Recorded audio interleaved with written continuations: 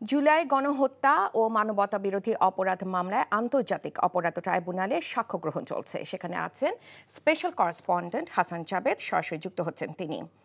জাবেদ, ট্রাইব্যুনালের সর্বশেষ খবর কি? কে সাক্ষ্য দিচ্ছেন আজ?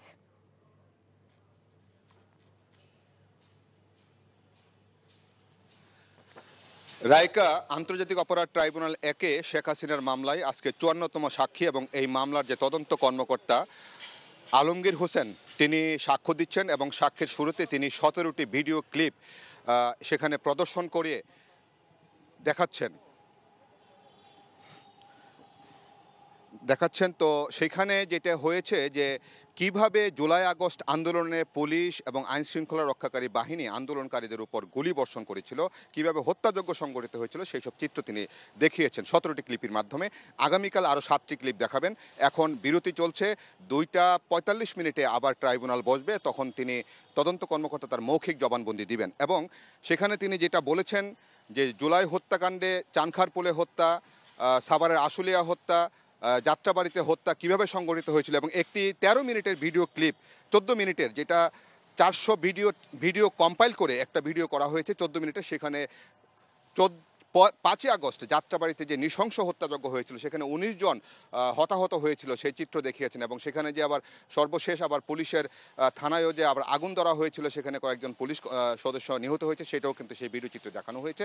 অর্থাৎ এখানে দেখানো হচ্ছে প্রত্যেকটি ঘটনার পিছনে যে ভিডিও চিত্রটি ছিল সেটার মাধ্যমে প্রমাণ করা হয়েছে যে শুধু সাক্ষ্য প্রমাণই নয়, ভিডিও চিত্র এবং তথ্যচিত্রের মাধ্যমে সেটা প্রমাণ করার চেষ্টা করছেন।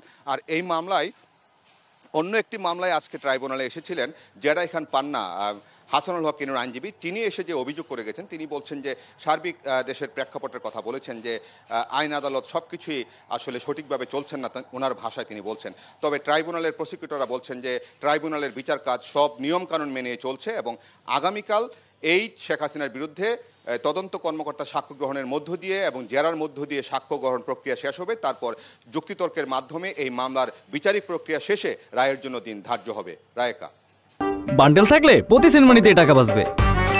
বিকাশ সেনমানি বান্ডেল কিনে জিতুন প্রতি লেনদেনে। ওটা তো ওরা আসলেই জানতে পারবো, তাই না? শোনো, টাকা তো চাইছে, 10,000 টাকার শর্ট আছে, বুঝছো?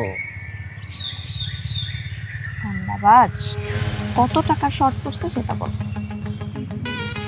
10,000 টাকাই শর্ট আছে। আচ্ছা, সেটা মাথা ছুঁয়ে বলো। মাথা কি হলো? চুপ করে আসছো কেন? ভণ্ডামি, টাউটামি, জায়গা পাও না তুমি? তুমি কি জীবনে ভালো হবে না? শোনো, ভন্ড আর টাউট বলবো না, আমার ইগোতে লাগে। তুমি ওইটাই ঠিক আছে, ভণ্ডামি টাউটামি মানুষ করে, কিন্তু গার্লফ্রেন্ডের সাথেও কোনো কথা? দেখো মিমি, আমি আগের থেকে অনেক লক্ষ্য হয়ে গেছি, ভালো হয়ে গেছি। পুরোপুরি হইতে পারি নাই, অর্ধেক ভালো তো 50% ভালো হয়ে গেছে। আগে যদি হইতো আমি তোমার থেকে 20,000 টাকা চাইতাম। চুপ।